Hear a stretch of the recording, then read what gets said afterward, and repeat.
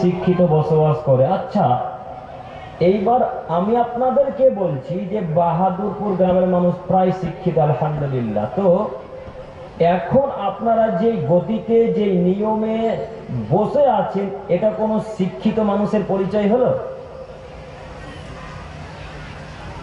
জি, কথা বলে না। আমি আব্দুল করিম বিন আমিনুল ইসলাম যতক্ষণ পর্যন্ত স্টেজে থাকবো ততক্ষণ পর্যন্ত আপনারা আমার সাথে কথা বলবেন, ইনশাআল্লাহ। ইনশাআল্লাহ কথা বলতে হবে, নাহলে আপনি হাদিস এবং আয়াতের অর্থ বুঝতে পারবেন না। তো আমি এবার আপনাদেরকে বলতে চাইছি যে এখন যেই গতিতে যেই হিসাবে বসে আছেন, এটা কোনো বসার নিয়ম শৃঙ্খলা হলো কি? কথা বোঝেনি। ও মুরব্বী সাহেব, আপনাদেরকেই বলছি, এত পিছনে কেন আপনারা? আপনি যদি পিছনে থাকবেন তো যুবকরা তো আরো পিছনে থাকবে গো। জি, পিছনে কেন?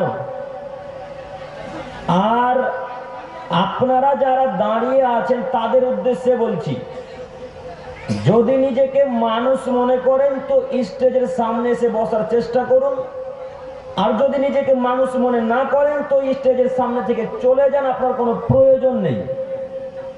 আমাদের অভ্যাস আছে, যদি 2 জন 3 জন 4 জন 5 জন 10 জন মানুষ আমাদের সামনে থাকে, তাদেরকে নিয়ে আলোচনা করা আমাদের অভ্যাস আছে।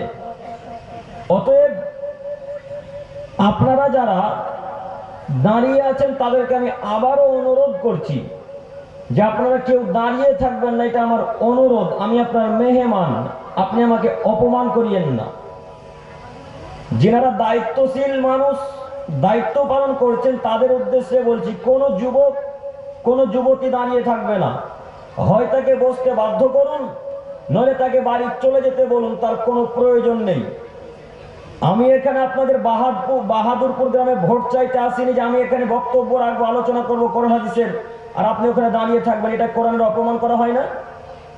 জি, আল্লাহ নবী সাল্লাল্লাহু আলাইহি ওয়াসাল্লাম যখন কোরআন তেলাওয়াত করতেন, তখন ইহুদি খ্রিস্টানেরা, মক্কার কুরাইশগণের কাফেরেরা রাসূলুল্লাহ সাল্লাল্লাহু আলাইহি ওয়াসাল্লামকে কোরআন তেলাওয়াত করতে দেবে না বলে, তার বক্তব্য জাতিকে শুনতে দেবে না বলে তারা জোরে জোরে ঢোল ঢাকনা বাজাতো, তারা চেঁচামেচি করত, তারা বিশাল চেঁচামেচি করত, তারা হই হাল্লা করত। কিসের জন্য বলেন তো দেখি? কথা বুঝতে পারেননি মনে হয়। কিসের জন্য মক্কার কাফেরেরা চেঁচামেচি করত? একটু সাউন্ড বাড়ান তো ভাই, আপনি। বুঝতে পারলাম না। পিছিয়ে যাবো আমি? ঠিক আছে।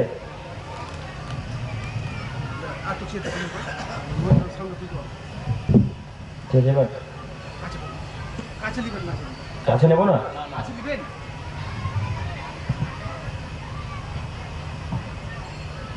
ঠিক আছে। সম্মানিত দিনী ভাই ও বোনেরা, একটু আমার সাথে কথা বলেন।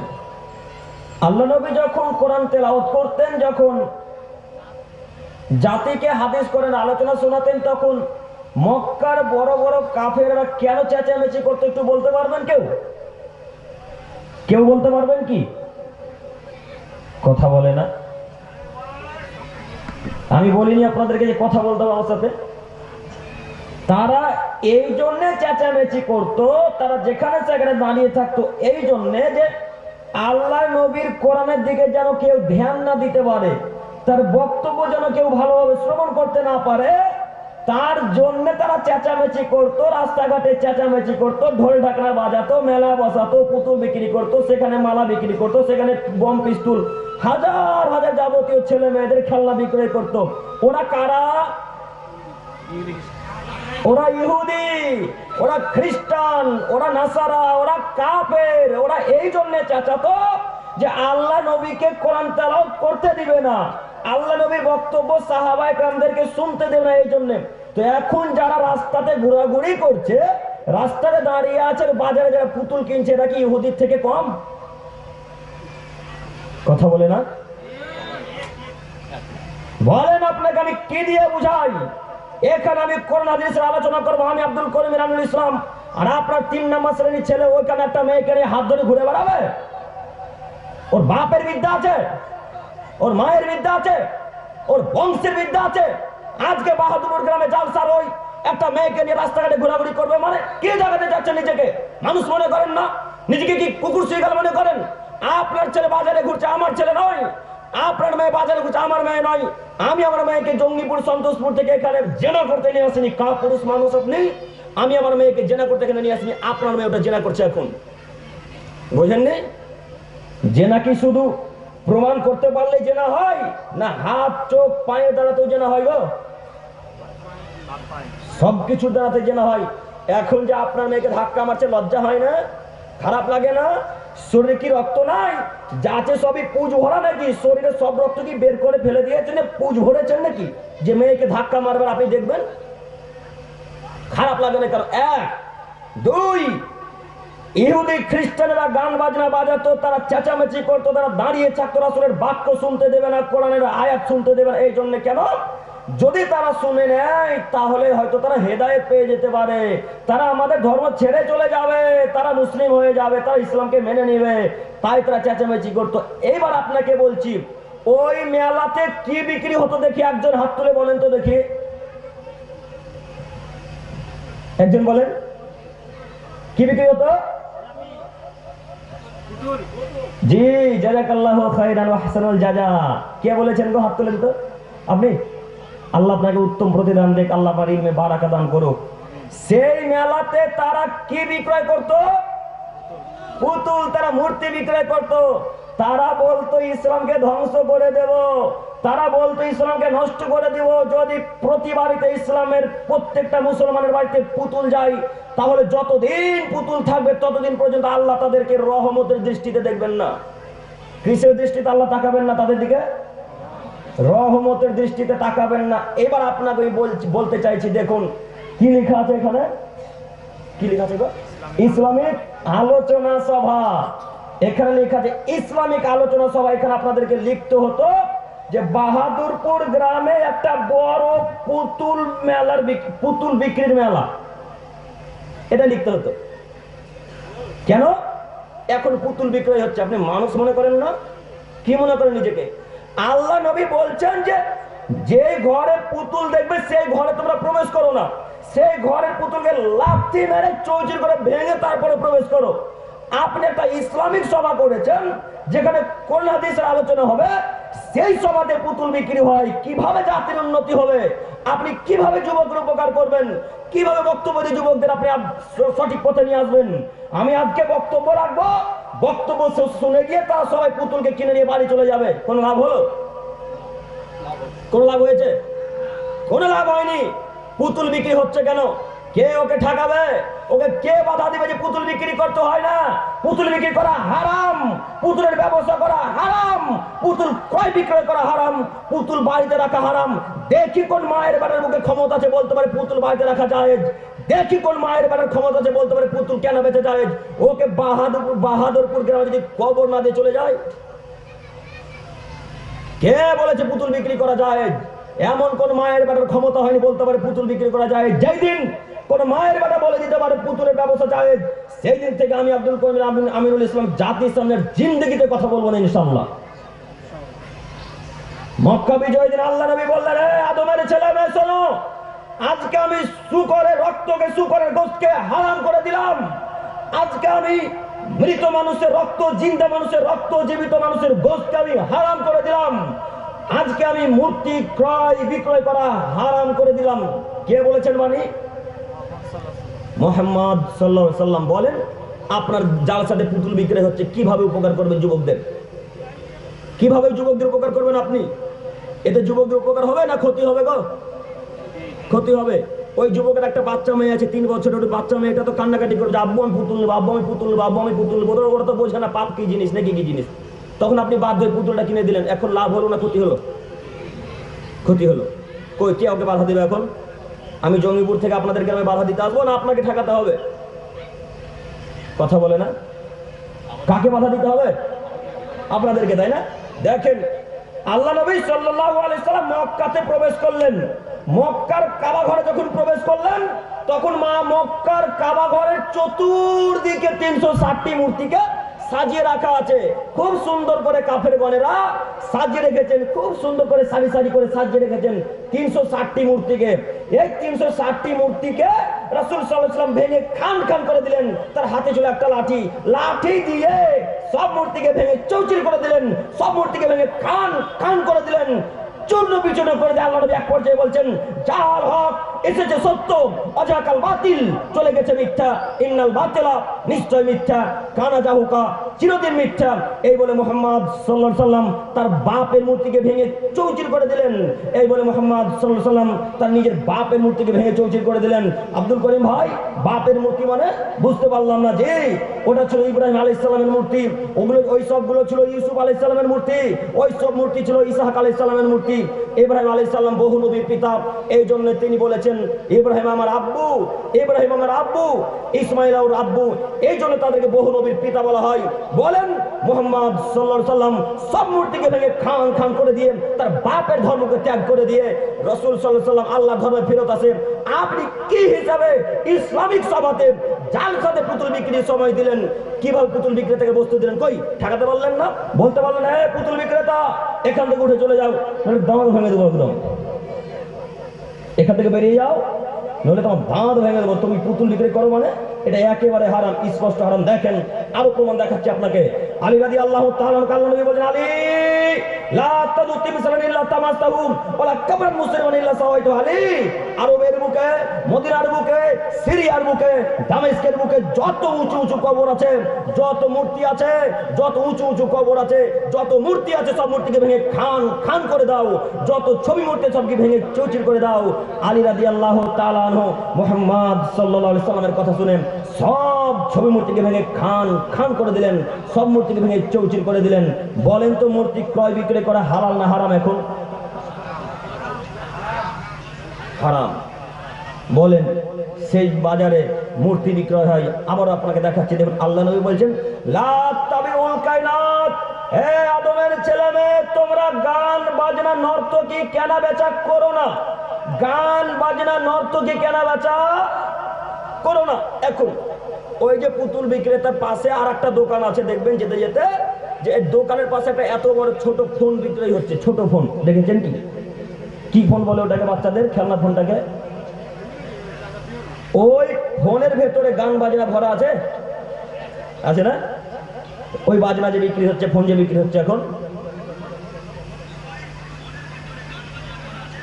ওই গান বাজনা ফোনটাকে ভেঙে চৌচির করে দিতে হবে। ওটাও হালাল নয়, ওটাও হারাম। ওর ব্যবস্থা কি এখন? হারাম। তাহলে বলুন, এমনি সময় যদি পুতুল বিক্রয় ক্রয় বিক্রয় করা না যায়, একটা ইসলামিক সভাতে এগুলো করা যায়, তো বাধা দিলেন না কেন? এখন যদি আব্দুল করিম বলে এদের সম্পর্কে, তাহলে আব্দুল করিম খারাপ। আব্দুল করিম খারাপ? আব্দুল করিম খারাপ কই? আব্দুল করিম খারাপ হবে কেন? আপনাকে আল্লাহ রসুলকে আল্লাহকে খারাপ বলতে হবে। আমি এখন পর্যন্ত একটা বাক্য নিজের পক্ষ থেকে বলেছি যে একটা বাক্য নিজের পক্ষ থেকে বলে জাহান্নাম কিনতে আসেনি, জান্নাত কেনার জন্য আপনাদের বাহাদুর প্রোগ্রাম এসেছে ইনশাআল্লাহ। অতএব আপনাকে আমি যে কোনো মূল্যে বারবার করে বলতে চাইছি, এই পুতুল বিক্রেতাকে যে কোনো মূল্যে উঠিয়ে হাঁকিয়ে দিতে হবে এখান থেকে। পারবেন ইনশাআল্লাহ? পারবেন না? না কেন পারবেন না? টাকা নিয়ে বসতে দিয়েছেন নাকি? দোকানওয়ালাদের কাছ থেকে টাকা নিয়েছেন কি আপনারা? নেননি তো কেন বলতে পারবেন না যে চলে যেতে? সম্মানিত তিনি ভাই, আচ্ছা আব্দুল করিম ভাই, এবছর যা হয়েছে হয়েছে, ভুল হয়ে গেছে, আল্লাহর কাছে ভিক্ষা চাইবো। জি আমিও মানলাম, আল্লাহর কাছে ভিক্ষা চাইবেন। আজকে এখান থেকে তওবা করে উঠবেন যে জিন্দেগি তার পুতুলের দোকান অন্তত বসবে না ইনশাআল্লাহ। জিন্দেগিতে কোনো মোবাইলের গান বাজনার দোকান বসবে না ইনশাআল্লাহ। ওই যে আর একটা জুয়া হয়, জুয়া মেলাতে, ওই জালসাতে, জালসা মানে এখন মেলার একটা আয়োজন মনে করেন, তাই না? জালসা মানে এখন মেলা, বলতে হবে জালসা না, মেলা দোষ, মেলাতে আব্দুল করিম যেটা বলতে হবে এখন। তো ওই দেখবেন ওই একটা টেবিলের উপরে বা নিচুতে একটা পরিষ্কার জায়গাতে সাবান রাখা আছে, কোনোটাতে আপনার টাকা রাখা আছে, কোনোটাতে আপনার বিস্কুট রাখা আছে, কোনোটাতে আপনার শ্যাম্পু রাখা আছে। দেখেছেন কি? এইভাবে ছেলেগুলো কি চালাচ্ছে? ওইগুলো যেন বালা বালা, ঠিক বালা চালাচ্ছে। যেটার উপর ঢুকবে সেটা তার, তাই তো? সেটা তার। তো ওটা যে এই জায়গাতে জালসার স্থানে বিক্রি হচ্ছে, তাহলে আপনি যুবকদের কি উপকার করবেন এখন আপনি বক্তব্য দিয়ে? কথা বুঝতে পারেননি মনে হয়। আপনারা বলছেন যে যুবকদের উপকারের জন্য জালসা, আলহামদুলিল্লাহ, খুব ভালো, আমিও খুব খুশি। যুবকদের তো উপকার করবোই আজকে কোনো না কোনো, ইনশাল্লাহ, এই আশা নিয়েছি। তবে আমি আপনাকে বলতে চাইছি যে আমার বক্তব্যের গতি যেইভাবে চলবে সেইভাবে কিন্তু আপনাদেরকে আমল করা লাগবে। পারবেন ইনশাল্লাহ? ইনশাল্লাহ। তো ওই বিক্রেতাকে, ওই ব্যবসায়ীকে এখন উঠিয়ে দিতে হবে। এই ব্যবসা অন্তত জালসাতে চলবে না, মনে থাকবে না মনে হয়? এই ব্যবসা জালসাতে চলবে না, ওই ব্যবসা হারাম, ওই ব্যবসা হারাম, ওই ব্যবসা হারাম। একটু যুবক তোমাকে দেখাচ্ছি, দেখো। যদি কোনো যুবক কোনো বন্ধু আর একটা বন্ধুকে বলে যে আব্দুর রহমান চনারে একবার ওই বালাগুলা চালাই, যদি 100 টাকাটাতে ঢুকে যাই তাহলে 100 টাকা পেয়ে যাবো। যদি কেউ শুধু বলে দেয় এই কথা, তাহলে এখন 10 জন ফকিরকে 100 কেজি করে চাল দিতে হবে। কতজন ফকিরকে চাল দিতে হবে 100 কেজি করে? এখন 10 জন ফকিরকে। আমি বুঝাতে পারলাম কি? বলেন তো পাপ কত বড়? বলেন তো পাপ কত বড়? অথচ শুধু একবার চাল আলেন, তাই নাকি এখন 10 জন ফকিরকে চাল দিতে হবে 100 কেজি করে? বলো যুবক, তোমাকে আমি কি দিয়ে বুঝাই? যুবক, তোমার আমি দিনী ভাই, আমি তোমার বন্ধুর মতো, তুমি আমার সমবয়সের, এই জন্য তোমাকে আমি তুমি তুমি করে বলছি। মুরব্বী সাহেব, আপনি খারাপ নিয়ে না, আমি আপনাকে কখনো তুমি ভাষায় ডাকতে পারি না, আমি আপনাকে লেনদেন করেই বলি। তবে যারা যুবক ভাই তাদের উদ্দেশ্যে শুধু তুমি করে এক একবার বলবো, কিছু আপনারা মনে করবেন না, ইনশাল্লাহ। ইনশাল্লাহ। যুবক ভাই, তোমার উদ্দেশ্যে বলি, তুমি এই ব্যবসার মুখে লাথি মারো, ওই পুতুলের মুখে লাথি মেরে ইসলামের পথে ফিরে আসো। ইনশাল্লাহ আসতে পারবো? ইনশাল্লাহ। ইনশাল্লাহ। আরো জালসার স্থানে দেখা যায় ফিরকি ঘুরে। ফিরকি দেখেছেন কি? ফিরকি ঘুরে না? 1 2 3 4 5 6 7 8 9 10 বলে 100টা ঘর থাকে, মনে হয় নাকি? 100টা ঘর থাকে। ওই 1 নম্বরে যদি লাগে, হয়তো 100 টাকা লাগালে এখন 200 টাকা দিবে, মানে 1 টাকা লাগলে 2 টাকা, 2 টাকা লাগলে 4 টাকা, মানে ডবল, 1 লাগলে ডবল দেবে। ওই ওই জিনিস আজকে এসেছে জালসাতে, আসেনি না? আলহামদুলিল্লাহ। এই জিনিস কোনোদিন বসতে দিবেন আপনাদের গ্রামে? কোনোদিন দিবেন না। এখন যদি মনে করেন যে না বসতে দেব, তাহলে আপনি কোনোদিনও কখনো যুবকদের উন্নতি করতে পারবেন না। কেন? এখন এইখানে যদি 500 লোক থাকে, তো ওই মেলাতে আর ওই ফিরকিওয়ালার কাছে 5000 লোক থাকবে। কথা মনে হয় ভুল হলো আব্দুল করিমের নাকি? এইখানে যদি 500 লোক থাকে, মেলাতে আর ফিরকিওয়ালার কাছে কত লোক থাকবে? এখন 5000 লোক থাকবে। কেন? যুবকেরা চায় শুধু শয়তানের পথে চলতে, যুবকেরা শুধু চায় শয়তানের পথে চলতে। আল্লাহ তো আর শয়তান তো আল্লাহকে বলে এসেছে, আল্লাহ তুমি এই আদমের জন্য আমাকে পথভ্রষ্ট করলে, আল্লাহ তুমি আদমের জন্য আমাকে কাফের ঘোষণা করলে, জান্নাত থেকে তাড়িয়ে দিলে, আল্লাহ তো তোমার সাথে আমি ওয়াদা করছি, তোমার বান্দা বান্দিকে আমি দেখে ছেড়ে দেবো কিভাবে জান্নাত যেতে পারে, তোমার বান্দা বান্দিকে আমি দেখে ছেড়ে দেবো তারা কিভাবে জান্নাত যেতে পারে। আল্লাহর সাথে ওয়াদা করে নেমেছেন। তখন আল্লাহ বললেন, আজাজিল যা, তোর সাথে আমি ওয়াদা করলাম, আমার বান্দা বান্দি যতই পাপ করবে করুক, আমার বান্দা বান্দি যতই পাপ করবে করুক, একবার যদি আমার কাছে বলে আল্লাহ খিড়কি খেলে ভুল করেছি, আল্লাহ ওই বালা চালিয়ে ভুল করেছি, আল্লাহ পুতুল কিনে ভুল করেছি, আল্লাহ পুতুলের মুখে এখন লাথি মারলাম, আল্লাহ তুমি আমাকে, আল্লাহ তুমি আমাকে ক্ষমা করো, আল্লাহ তুমি আমাকে ক্ষমা করো, আল্লাহ তুমি আমাকে ক্ষমা করো, তোমার কাছে ভিক্ষা চাইছি, আল্লাহ জিন্দেগিতে এই পাপ আর কখনো হবে না। এই বলে আদমের কোনো ছেলে মেয়ে যদি আমার কাছে একবার ভিক্ষা চাই, আজাদিল শোন, আমি আমার বান্দা বান্দিকে আমি সঙ্গে সঙ্গে ক্ষমা করে দেবো ইনশাআল্লাহ। আল্লাহু আকবার। আল্লাহু আকবার বলতে পারলেন না সবাই? অথচ পাপ অনেক বড় করেছেন, এই পাপ আল্লাহ সঙ্গে সঙ্গে ক্ষমা করে দিবেন। ক্ষমা চাইতে পারবো ইনশাআল্লাহ? ইনশাআল্লাহ ক্ষমা চাওয়ার চেষ্টা করুন, নইলে পরকাল অতীব জটিল কঠিন একটি জায়গা। একটি আপনাকে দেখাচ্ছি, আরো একটা কথা বলি, যখন মূর্তির কথা এলো আর একটা কথা বলি। আল্লাহ নবী সাল্লাল্লাহু আলাইহি সাল্লাম একদিন সফর থেকে আয়েশা রাদিয়াল্লাহু তাআলা আনহার ঘরে প্রবেশ করবেন।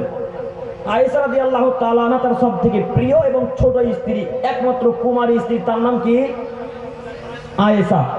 আয়েশা ব্যতীত কোন তার স্ত্রী কুমারী ছিলেন না, সব বিবাহিতা নারী ছিলেন, সব বিবাহিতা নারী ছিলেন। তো আয়েশা রাদিয়াল্লাহু তাআলা আনহার কাছে কোন এক সফর থেকে আল্লাহ নবী আসলেন।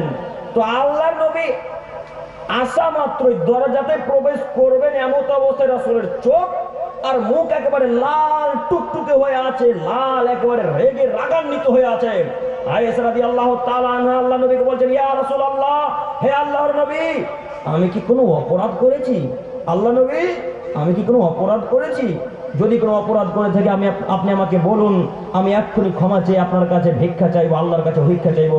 তখন আল্লাহ নবী বললেন, আয়েশা, তোমার জানালার দরজাতে যে ওই জানালার পর্দা যেটা লাগিয়েছে, সেই পর্দাতে একটা মানুষের ফটো আছে, সেখানে কোনো প্রাণীর ফটো আছে। আয়েশা, যেই বাড়িতে পুতুল থাকে, যেই বাড়িতে কোনো মূর্তি থাকে, যেই বাড়িতে কোনো পশু প্রাণীর ফটো থাকে, সেই বাড়িতে আমি মুহাম্মদ সাল্লাল্লাহু আলাইহি ওয়াসাল্লাম প্রবেশ করি না। আয়েশা, অতএব তুমি এটাকে ছিঁড়ে টুকরা টুকরা করে ফেলো।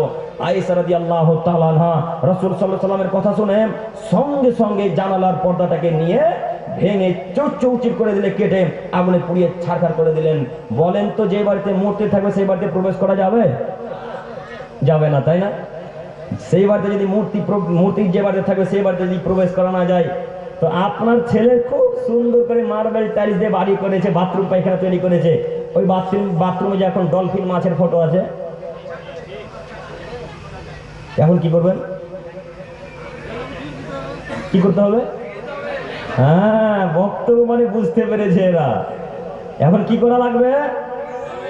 ভেঙে চৌচির করে দিতে হবে। আব্দুল করিম ভাই, অনেক টাকা লেগেছে, যে লাখ লাখ টাকা লাগলে মূর্তির এক পয়সা কোনো মূল্য ইসলামে নেই। চৌচির করে দিতে হবে, তার নাম ইসলাম। তার নাম কি? ইসলাম। ইব্রাহিম আলাইহিস সালাম মূর্তিকে ভেঙে খান খান করে দিয়েছেন। যুবক, তুমি কেন ভাঙতে পারো না? আরে ইব্রাহিম আলাইহিস সালাম তার বাপের ধর্মকে ত্যাগ করে চলে আসছেন। যখন ইব্রাহিম বলছেন আজরকে, যে আব্বু, আপনি কেমন জিনিসের ইবাদত করছেন, যে ইবাদত যার ইবাদত করছেন সে নিজে চলতে পারে না, সে নিজে হাঁটতে পারে না, সে কথা বলতে পারে না, আব্বু এমন জিনিসের ইবাদত করছেন, ওই জিনিসের নাকে যদি একটা মাছি বসে তো মাছিটাকে হাঁটাতে পারে না। আব্বু এর ইবাদত করছেন কেন? তখন একেবারে তার বাপ আজর রেগে গেছে। ইব্রাহিম, বলো কি তুমি? আমার ধর্মকে তুমি ত্যাগ করো মানে? আমি নেতা। ইব্রাহিম আলাইহিস সালামের বাপ ছিলেন নেতা। তিনি মূর্তি পূজারীদের সব থেকে বড় মূর্তি পূজারী ছিলেন। তার বাপ আজর। ইব্রাহিম আলাইহিস সালামের বাপ ছিল নেতা। সেই যুগের ফেরাউন, যিনি বাদশা ছিলেন নমরুদের প্রধানমন্ত্রী ছিলেন আজর, ইব্রাহিম আলাইহিস সালামের বাপ। মনে থাকবে ইনশাআল্লাহ। নমরুদের প্রধানমন্ত্রী কে ছিলেন? ইব্রাহিম আলাইহিস সালামের বাপ আজর। ইব্রাহিম আলাইহিস সালাম যখন তার বাপকে বলেন, আব্বু এইগুলি মূর্তি পূজা করিয়েন না, তখন তার বাপ ইব্রাহিমকে জবাবে বলছেন, ইব্রাহিম তুমি শোনো, আমি কিভাবে ত্যাগ করতে পারি? আমি যে নমরুদের নেতা, আমি যে নমরুদের প্রধানমন্ত্রী, আমি মূর্তি পূজারীদের হেড, আমি এই ধর্ম ত্যাগ করতে পারবো না। ইব্রাহিম, আজকের পর থেকে যদি তুমি এমন কুমন্তব্য করো আমাদের মূর্তিকে নিয়ে, আজকের পর থেকে যদি এমন কোনো কুমন্তব্য করো আমাদের মূর্তিকে নিয়ে, তাহলে ইব্রাহিম তোমাকে আমরা হত্যা করব, তোমাকে আমরা হত্যা করব, তোমাকে আমরা হত্যা করব। ইব্রাহিম আলাইহিস সালাম বলেন, আচ্ছা ঠিক আছে, দেখা যাচ্ছে কে কতটা পারে। একদিন বিরাট বড় মেলা এলো, বিরাট বড় মেলা। সেই যে তার মানে বোঝা যাচ্ছে যুগ যুগ থেকে মেলা হয়, তাই না? তার মানে বোঝা যাচ্ছে জাহেল অজ্ঞ নাদান মানুষরা বুঝবে না, যুগ যুগ ধরে মেলা হয়ে চলে আসছে। তাই আমাদের যুগে আজকে মেলা হচ্ছে। ইব্রাহিম আলাইহিস সালামকে মেলাতে ঘুরতে যাওয়ার জন্য ডাকতে আসা হলো। ইব্রাহিমকে বললেন, ইব্রাহিম চলো আমাদের সাথে মেলাতে যাবে, চলো আমাদের সাথে ঘুরতে যাবে। ইব্রাহিম আলাইহিস সালাম বললেন, আনা সাকিমুন, আমি অসুস্থ মানুষ, আমি বিমার হয়ে পড়ে আছি, আমি তোমাদের মেলাতে যেতে পারবো না। ইব্রাহিম আলাইহিস সালাম যখন গেলেন না, সবাই গ্রাম খালি করে মেলা দেখতে চলে গেছেন। তাদের নীতি ছিল, যেই গ্রামে পূজার মেলা হতো, যেই গ্রামে মেলা হতো, সেই গ্রামে গোটা গ্রামের মানুষ খালি করে চলে যেত, কেউ থাকতো না সেই গ্রামে। ইব্রাহিম আলাইহিস সালাম সুযোগ বুঝে সব মূর্তিকে ভেঙে খান খান করে দিলেন, সব মূর্তিকে ভেঙে চৌচির করে দিলেন, মূর্তিকে ভেঙে খান খান করে দিলেন। শুধুমাত্র যেটা বড় মূর্তি তাকে ছেড়ে দিয়ে তার হাতে, তার গলাতে কোরালটাকে ঝুলিয়ে রেখে দিলেন। ইব্রাহিম আলাইহিস সালামকে এসে বলছেন, এই ঘটনা কে করেছে? ইব্রাহিম আলাইহিস সালাম তখন বললেন, তোমরা জিজ্ঞাসা করো না তোমাদের মূর্তিকে কে ভেঙেছে। কথা বুঝতে পারেননি? ইব্রাহিম আলাইহিস সালাম তাদেরকে উত্তরে বলছেন, তোমরা জিজ্ঞাসা করো না, যার ইবাদত করছে তাকে জিজ্ঞাসা করো কে ভেঙেছে। তখন তারা বলছে, ইব্রাহিম বলো কি, এরা কি কথা বলতে পারে? এরা কি কথা বলতে পারে? তখন ইব্রাহিম আলাইহিস সালাম বলছে, যদি কথাই না বলতে পারে তাহলে ইবাদত করো কেন? এরপরও তারা ইবাদত করে। শয়তান পিছন দিক থেকে মানুষের রূপ নিয়ে এসে বলছে এই কাজ ইব্রাহিম করেছে, এই কাজ ইব্রাহিম করেছে। তখন ইব্রাহিমকে আগুনে ফেলা হলো। তখন আল্লাহ বলে দিলেন আগুন ইয়ানারু কুনি বারদান সালামুন আলা ইব্রাহিম, আগুন তুমি আমার ইব্রাহিমের উপরে নরম শান্ত হয়ে যাও, ঠান্ডা হয়ে যাও। বলছিলাম যুবক তোমাকে দেখাচ্ছি তোমার রক্তে বইছে মূর্তি ভাঙা নীতি, তোমার রক্তে বইছে মূর্তি ভাঙা নীতি। ইব্রাহিম আলাইহিস সালাম মূর্তিকে ভেঙে চৌচির করে দিয়েছেন, ঈসা আলাইহিস সালাম মূর্তিকে ভেঙে খান খান করে দিয়েছেন। আরে আমাদের নবী মুহাম্মদ সাল্লাল্লাহু আলাইহি ওয়াসাল্লাম মূর্তিকে ভেঙে খান খান করে দিয়েছেন। বলো যুবক তোমার বাড়িতে মূর্তি কেন? তোমার বাড়িতে মূর্তি কেন? তোমার বাড়িতে শূকরের ফটো কেন? তোমার বাড়িতে মাছের ফটো কেন? তোমার বাড়িতে বাঘের ফটো কেন? তুমি কত বড় বেহায়া! খুব সুন্দর একটা বড় দামি কাপড়ের একটা বাঘ কিনে নিয়ে এসেছো, যে বাঘটাকে গাড়ির 4 চাকার পিছন দিকে রেখেছো। রাখা থাকে না মনে হয়? থাকে। বলো যুবক তুমি কিভাবে তোমার উপকার করতে চাও? তুমি এইভাবে জাতির উপকার করতে পারবে না। যুবক আমি তোমাদের উদ্দেশ্যে শুধু কথা বলতে এসেছি, আল্লাহি আল্লাহর কসম তুমি বিশ্বাস করো তোমার আমি আজকে কোনো না কোনো উপকার করবই করব। এখন এবার তোমাকে বলি, আজকে এখান থেকে উঠে গিয়ে বাড়িতে যত ছবি মূর্তি আছে সব ছবি মূর্তিকে ভেঙে খান খান করে দিতে পারবে যে সেই হলো প্রকৃত মুসলমান। সব মূর্তিকে ভেঙে খান খান করে দিতে পারবে যে সেই হলো প্রকৃত মুসলমান। আব্দুল করিম ভাই বলেন কি, আজ থেকে 20 বছর আগে আমরা স্বামী স্ত্রী বিবাহের দিন ফটো তুলেছিলাম, ওই ফটো এখনো অ্যালবামে সাজিয়ে রাখা আছে। ওটাও কি পুড়িয়ে দিতে হবে? ফটো সাজিয়ে রাখা নাই? অ্যালবামে ফটো আছে কি কারণ? আচ্ছা হাত তুলবেন, এখন এখন হাত তুলবেন। আছে যুবক শোনো, তোমাকে বলে যাচ্ছি তুমি আজকে আলোচনার পর যদি মূর্তিকে পুড়িয়ে ছাড়খার করতে না পারো, তোমার স্ত্রীর ফটো আর তোমার ফটো তোমার বাপের ফটো যদি পুড়িয়ে ছাড়খার করতে না পারো, তাহলে তুমি মুনাফিক, তুমি মুনাফিক মুসলমান, তুমি মুনাফিক মুসলমান, তুমি মুনাফিক মুসলমান, তুমি জাহান্নামের সব থেকে তলে থাকবে। আব্দুল করিম ভাই বলেন কি, আমি যে মুসলমান আমি জাহান্নামের তলে থাকবো? দেখো আমি বলিনি এ কথা, আমি বলিনি এ কথা, মুহাম্মদ সাল্লাল্লাহু আলাইহি সাল্লাম বলেছেন। দেখো তোমাকে দেখাচ্ছি, আল্লাহ নবী বলছেন শোনো পৃথিবীর মানুষ, ইহুদিরা জাহান্নামে যাবে এ কথা চূড়ান্ত সত্য, খ্রিস্টানেরা জাহান্নামে যাবে এ কথা চূড়ান্ত সত্য, নাসারারা জাহান্নামে যাবে এ কথা চূড়ান্ত সত্য, অমুসলিমরা জাহান্নামে যাবে এ কথা চূড়ান্ত সত্য, সাঁওতালেরা জাহান্নামে যাবে এ কথা চূড়ান্ত সত্য। এক কথায় ইসলাম ব্যতীত যারা মুসলিম ব্যতীত যত পৃথিবীতে ধর্ম আছে এরা সবাই কোথায় যাবে? জাহান্নামে। কিন্তু এরা জাহান্নামের তলে থাকবে না। আব্দুল করিম ভাই তাহলে জাহান্নামের সব তলে থাকবে কে? তুমি আর তোমার বাপ। কেন তুমি আর তোমার বাপ? কেন তুমি আর তোমার বাপেরই ফটো তো ওই অ্যালবামে রাখা আছে। বক্তব্য শোনার পর আজকে যদি কোনো বাড়িতে মূর্তি থাকে, সেই মূর্তি যদি না ভাঙতে পারে তাহলে সে হলো মুনাফিক, সে জাহান্নামের সব থেকে অতল গহ্বর গভীরে তলে গভীরে থাকবে। ওর তলে থাকবে না ইহুদি, ওর তলে থাকবে না খ্রিস্টান, ওর তলে থাকবে না নাসারা, ওর তলে থাকবে না অন্য কোনো জাতি। সব থেকে তলে যারা থাকবে তারা কারা? মুনাফিক মুসলমান। আমি কি আপনাদেরকে কথা বুঝাতে পারছি? পিছনে যারা আছে আমার দিনী ভাই, যুবক ভাইরা, চাচাগণেরা, বুঝতে পারছেন কথা? জি, আল্লাহ আমাদেরকে কবুল করুন করুন, সকলে বলি আমিন। সম্মানিত দিনী ভাই, আরো কথা, ওই আপনার বাচ্চা ছেলের জন্য 6 মাস 7 মাসের বাচ্চা, 8 মাস 1 2 বছরের বাচ্চার জন্য একটা পট কিনে এনেছেন, পায়খানা করার পাত্র কিনেছেন। ওই পায়খানা করার পাত্রে ঘোড়া ছাপা আছে মনে হয়, না আছে? আছে বলেই তো বলছি আছে। আপনার ছেলে বায়না ধরেছে, খুব কান্নাকাটি করছে যে আব্বু আমাকে একটা চেয়ার, লাল টুকটুকে চেয়ার কিনে দিতে হবে আব্বু, নইলে আমি কান্না করা বন্ধ করবো না। আব্বু আমাকে একটা লাল টুকটুকে চেয়ার কিনে আনা লাগবে। তখন আপনি আপনার ছেলের কথা শুনে একটা লাল টুকটুকে চেয়ার কিনে নিয়ে এসেছেন। ওই চেয়ারের 2 মাথাতে শুকরের ফটো ছাপা আছে। কিসের ফটো? শুকরের ফটো। তারপরে ওই চেয়ারটাকে কিনে নিয়ে এসেছেন। আপনি মানুষ, আপনি মানুষ, আপনাকে আমরা মানুষই মনে করি। কি মনে করেন আপনি?